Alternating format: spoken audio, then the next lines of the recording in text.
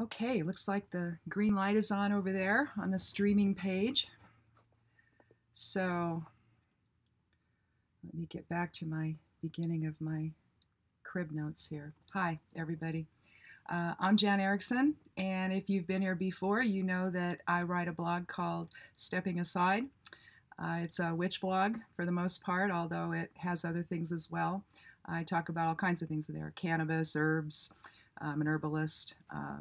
I'm a witch, so there's a grimoire on there. You can a lot of the stuff I talk about with related, that's related to that. You can find references there in the grimoire pages. You can feel free to look at all that if you like. But today, I tried doing this once before and uploading it, and I uploaded over and over and over. It didn't work. So I'm just going to live stream the thing, and hopefully it all comes together right. But I wanted to demonstrate how I use planetary squares and seals in magical workings or rituals, otherwise known as spells. But before I begin, I wanted to take a moment to explain, my view of magic. Just as the creation itself is the manifested thought of the creator, magic is the manifested desire or intention of the witch or magician. Everything is energetic vibration, everything.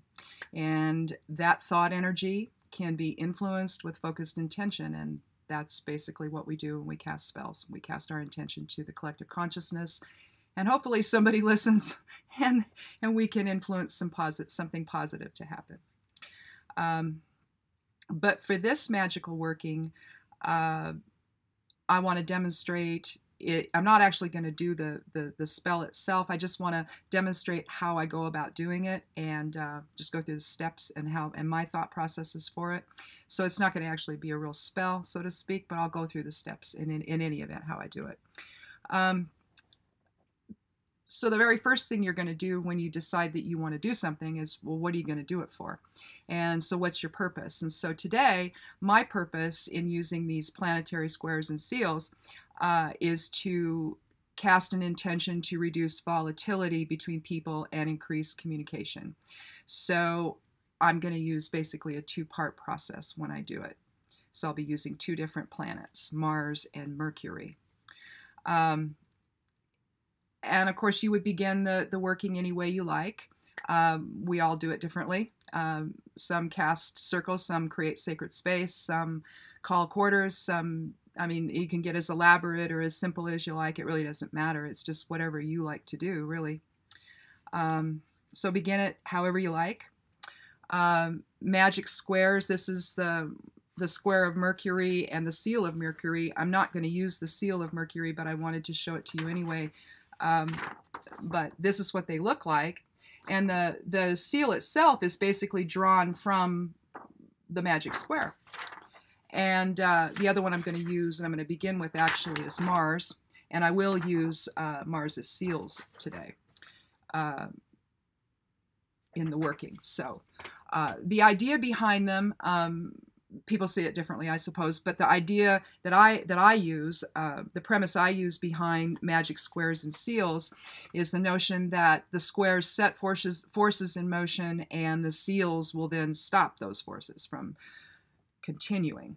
And these are from, these already exist, so I'm not going to create my own. You can create your own magic circle or square, so it doesn't have to actually be a square. It can be a circle, and you can use whatever you want. I've used runes. I've used numbers, letters, whatever, and then you have to, of course, convert everything and using numerology tables and things like that. But anyway, you can do it yourself, but if you use the ones that are already established, then they theoretically anyway have more power. So given their ancientness and all. So in any event, when I do magical workings or spells, I like them to follow a progression. In a sense, they kind of tell a story. And I like to use correspondences that help tell that story or move that progression of energy. What I do when I do that, when I start to set it up, I think, okay, well, after I've decided my purpose, what I do then is decide the energy that's behind it. So in this case, since we're going to use, we want to stop volatile energy, we're dealing with Mars, and if we want to increase communication, we're dealing with Mercury. So that would be fire and air respectively. So because fire aligns with Mars and air aligns with Mercury. So those are going to be the elemental energies we're going to work with today. And so we're going to, so then I would then choose the correspondences, the crystals, incense, all that stuff that aligns with those vibrations. I like to contain the working in some fashion. So a lot of the time if I do herb magic, then I'm going to use a cauldron with, you know, maybe sprinkling herbs in and burning them or what have you, or I'm going to use some kind of a container. Today I'm going to use just a little, I can use either like a mirror or I could use a small plate, and I like to use plates. I like to put things under them so that you can see through it. I'm going to put a pentagram underneath it and set the plate on top of it to sort of ground the working. The pentagram would be earth energy, for example. So that's what I'm going to do. And this is what I'm going to use. This is my pentagram, and this is my little plate. Let's see if I can get that in front. And I'm going to set it down over here and set the plate on top of it. Mars energy is, Mars is a red color, corresponds with red.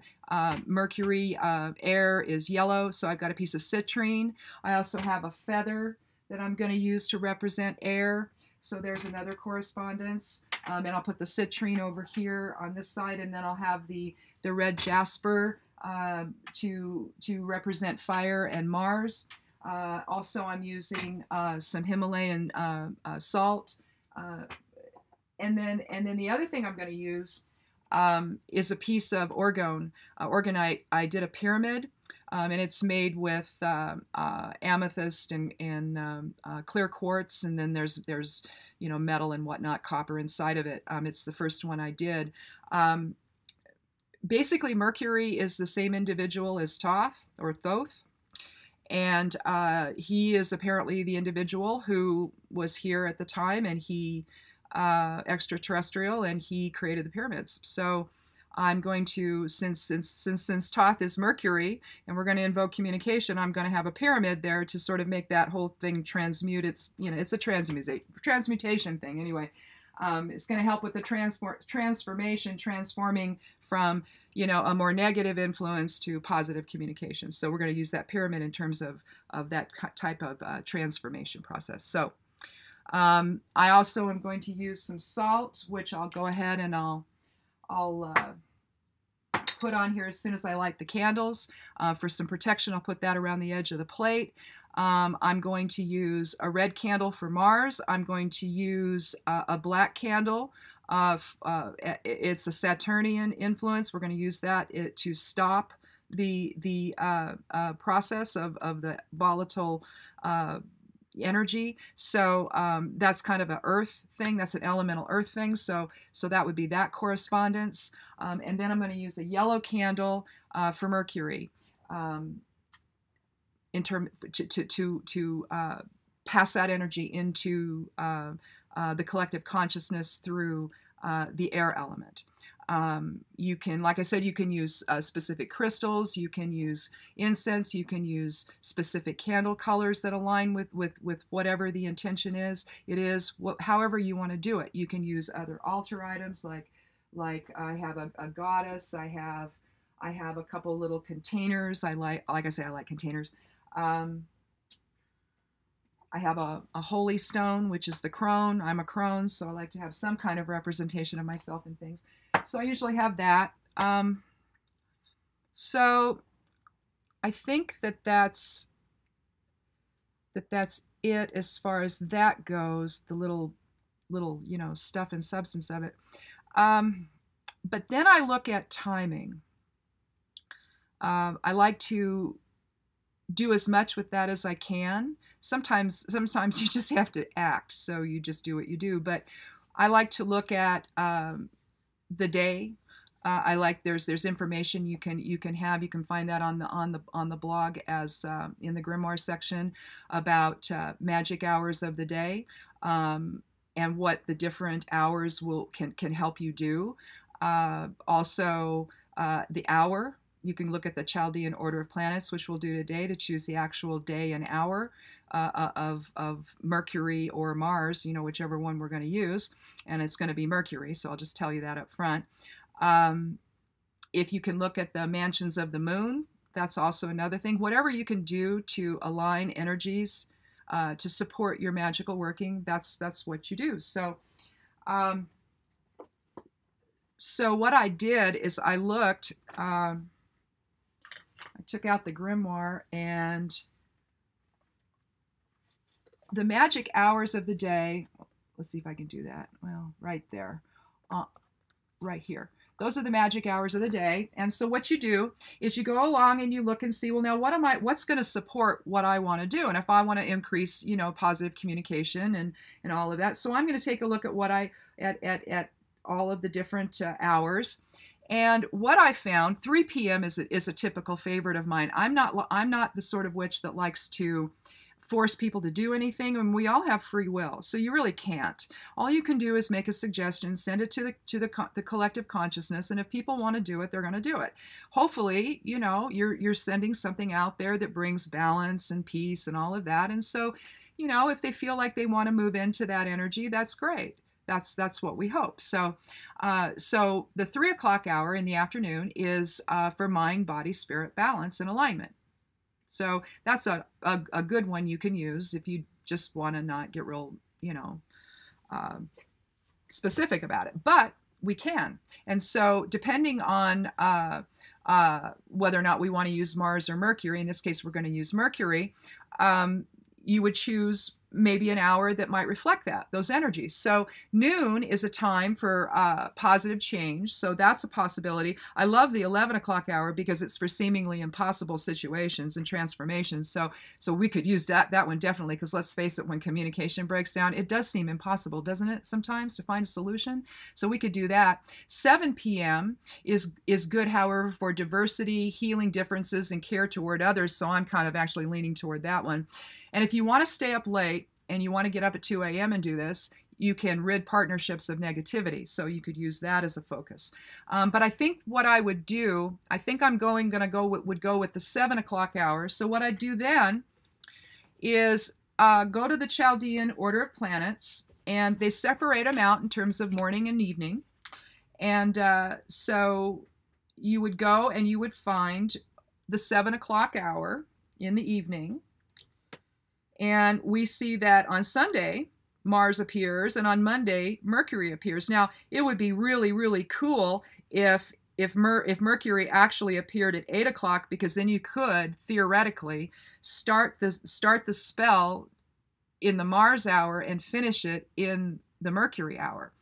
But that's not, of course, how this is working. The Chaldeans had other ideas. So anyway, we're just going to go ahead and when we would do something like this, we would do it then on a Thursday at 7 p.m. And so you get everything together and get ready to go, so that you're ready to go in the 7 o'clock hour. And so that particular energy aligns with what you're doing. So that's what we would do.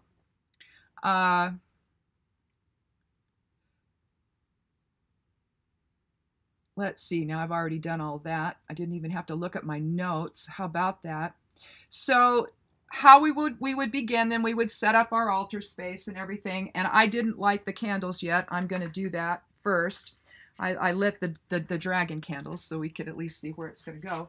But I'm going to go ahead and I'll light the candles now. Of course, we've already created our sacred space, or cast our circle, and called the quarters, done whatever it is y'all do. Some people just sit quietly and they cast their intention without all the props, but I just like candles, so I don't know.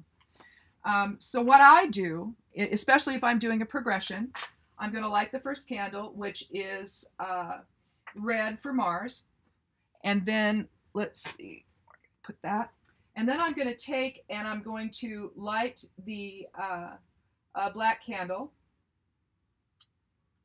And then I'm going to light with the black candle, I'm going to light the yellow candle. And the whole idea is that there's a progression. So, oh, cool, you can see. Awesome. Anyway,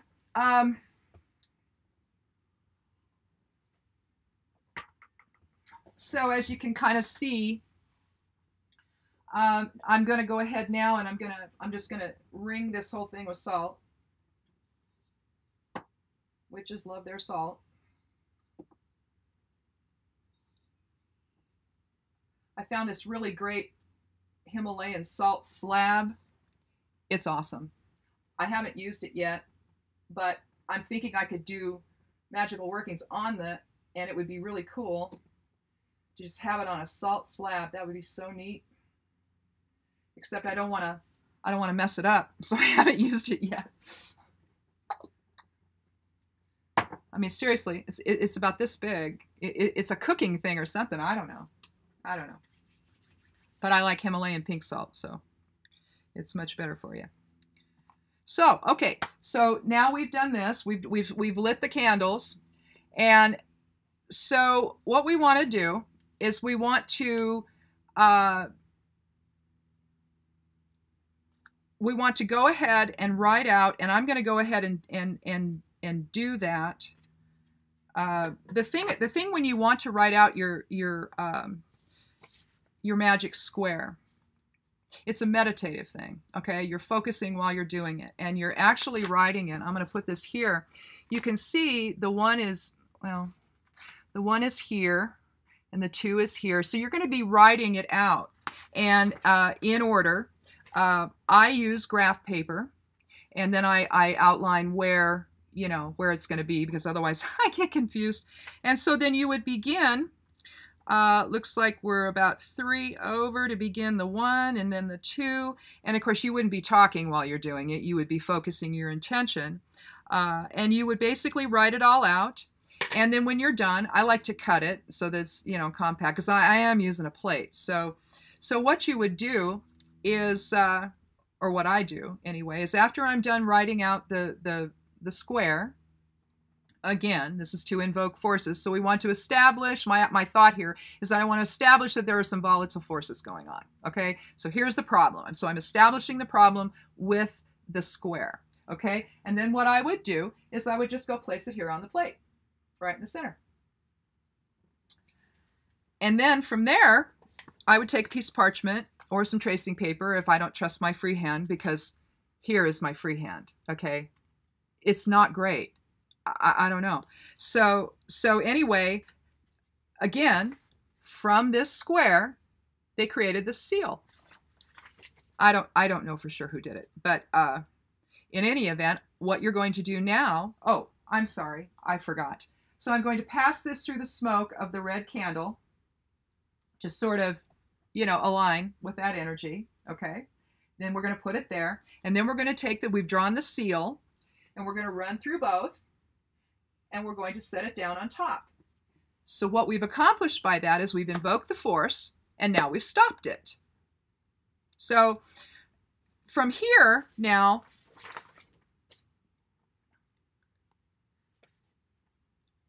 we only want to use the square of Mercury, because we don't want to stop communication. So we're only going to use the square itself. And you see it's huge.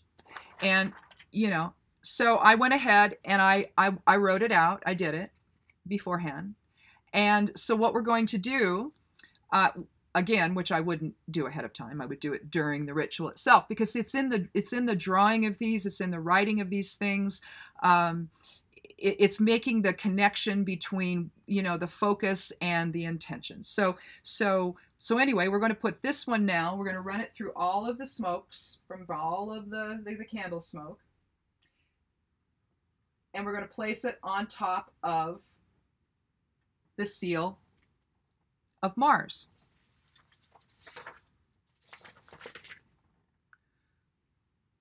Now,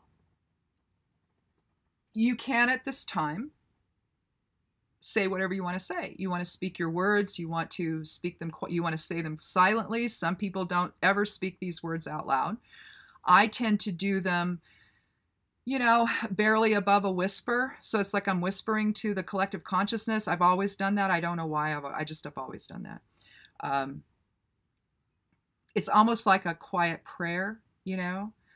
Some, though, like to really, you know, shout it to the world, shout it to the universe. So however you like to do it, just do it your way. Um, Typically, I write them out in English and then I translate them into Latin, just because I like Latin. But today, I didn't do that. I just kind of came up with something really simple. I mean, you can get really elaborate in chants, but I like to make things very simple and very specific about what I'm doing. So what I decided to say today, and you can say it 3 times, 6 times, 9 times, however you want to do it, in multiples of 3 if you like. But what I want to say, and I'll hold my hand over the seals and squares as I do this, and I'll say, as fire subsides, air blends and unites. Okay? So, as fire subsides, air blends and unites. As fire subsides, air blends and unites. As fire subsides, air blends and unites. So, okay, I just said it 3 times.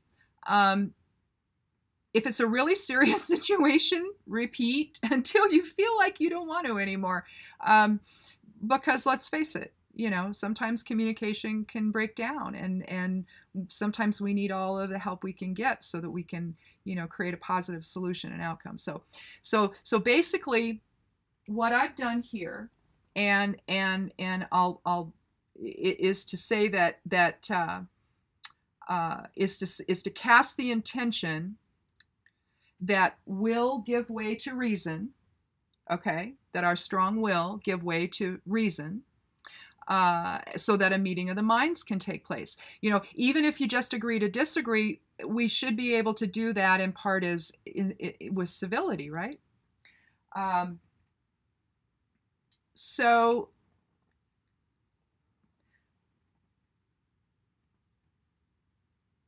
at this point, what I like to do is I like to roll up my whatever sigils I'm working with. I like to let them sit and then and sort of percolate. And then eventually what I'll do is I'll come back and I'll roll them up tightly in just a little scroll-like thing.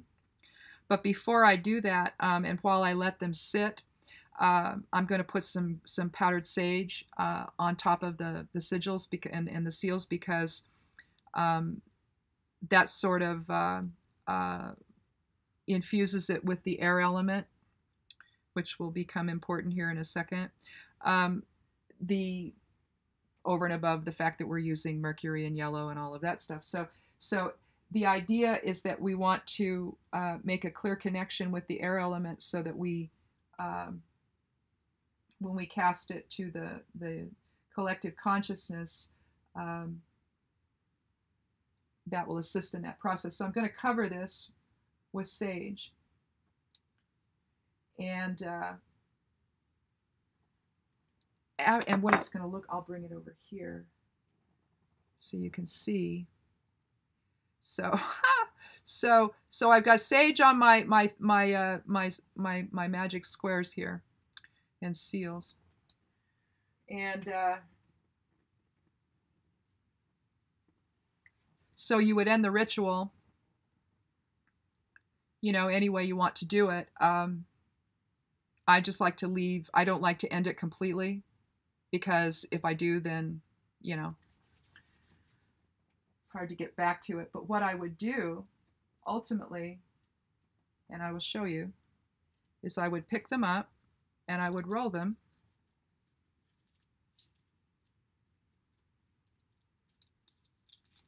Keeping I gotta pull it up here, don't I? So I can show you.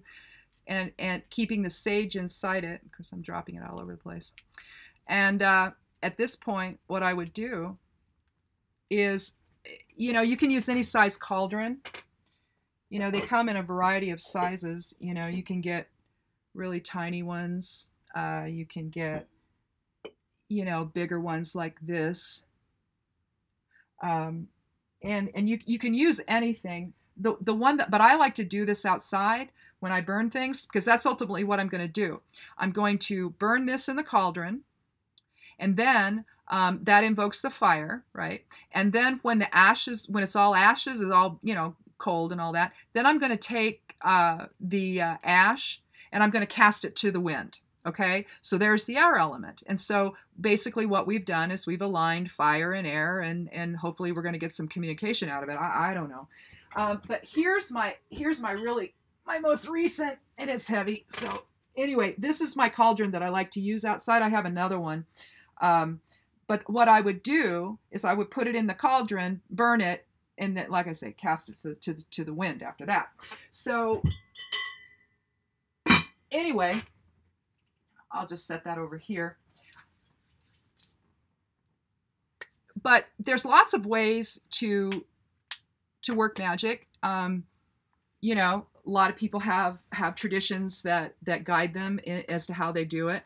I'm a solitary witch. I've never had a tradition of my in terms of being in a coven or anything. So I've never had anything like that. I've always been a witch all my life, and I sort of align, since I'm into herbs, I align with the whole hedge witch thing. Most of those folks are herbalists, and I'm an herbalist. So but really, I mean, you can do these things any way you want. This is just how I do it. I'm sure that, you know, the Golden Dawn magicians out there are going, oh my God, put down this magic squares. You're not doing it right, please.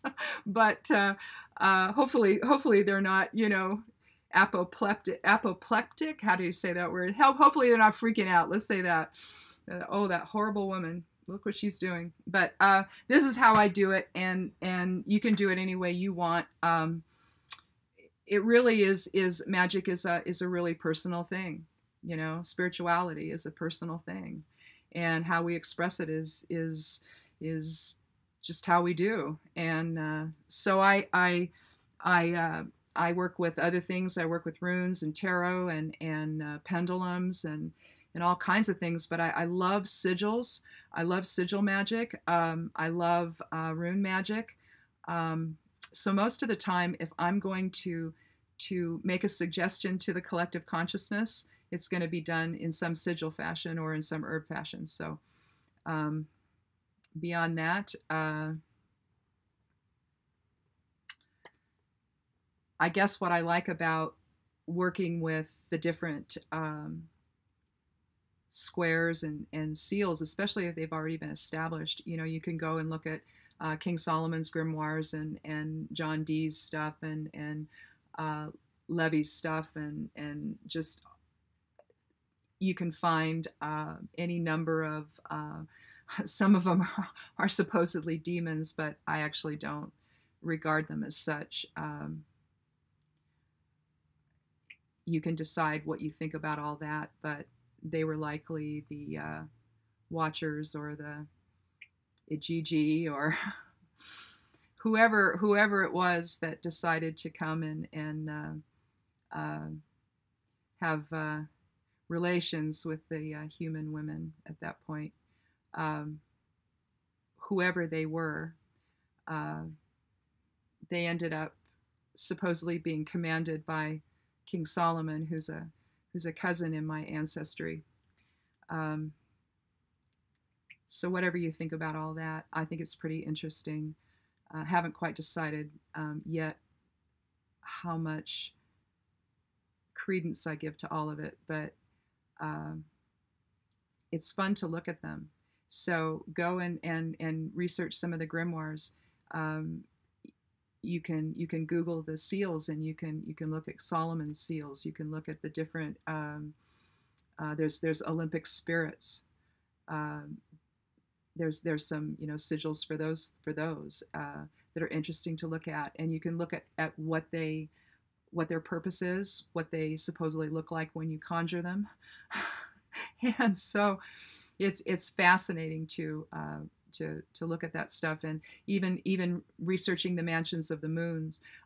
There's 28, and to read what you can do within each mansion.